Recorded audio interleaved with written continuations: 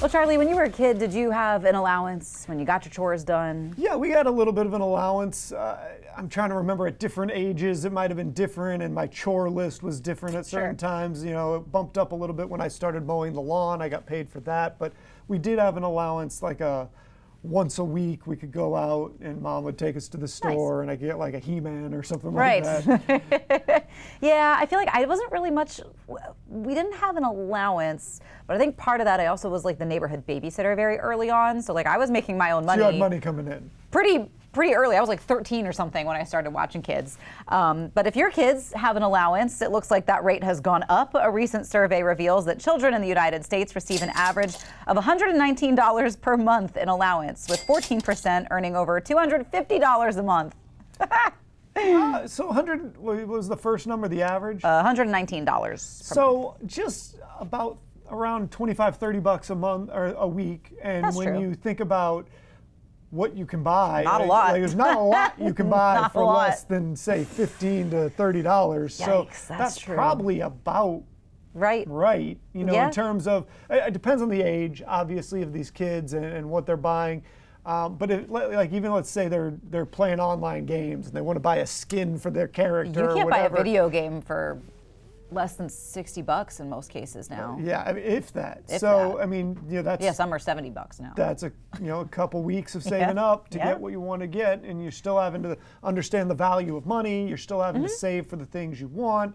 You know, maybe you can get a T-shirt or something at some point. You can get something for your game. You Yeah. can get a new game. But that, you know, everything costs more, so it doesn't surprise me that that's where things are. Hopefully, though, and I think that this was always constructive, it does come with a list of things you have to accomplish to attain said allowance. Yes.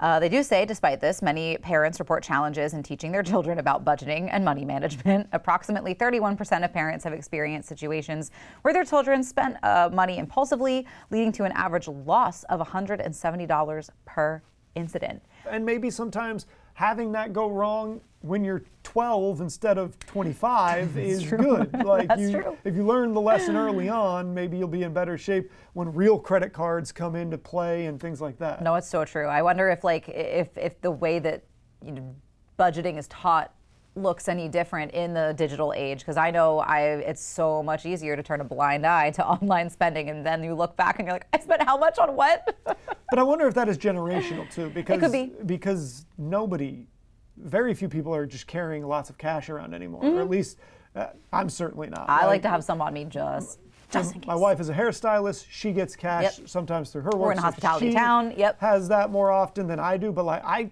I'm not a cash carrier almost ever. When I do, it's like money I've already spent. I'm like, this is super fun. Where did this come from? How did this happen? Exactly. I like when I have cash as a little treat, you know. But I thought it was an interesting conversation, especially if it does lead to some of the challenges that parents are up against when it comes to teaching your kids. So here's what I want to know from everybody at home. If you have kids and or grandchildren that are part of this for you, do you give your kids allowance? Is there a chore list to get that allowance? And how high does that allowance go per week? Because I think that I'd like to get a feel for what parents are going through and what age they start handing that out. I think those are some good questions. So we'll let you take a minute to answer Charlie's questions for you. When we get back, though, beer, wine, spirits, all sounds good to you? Well, we've got the festival that you need to attend.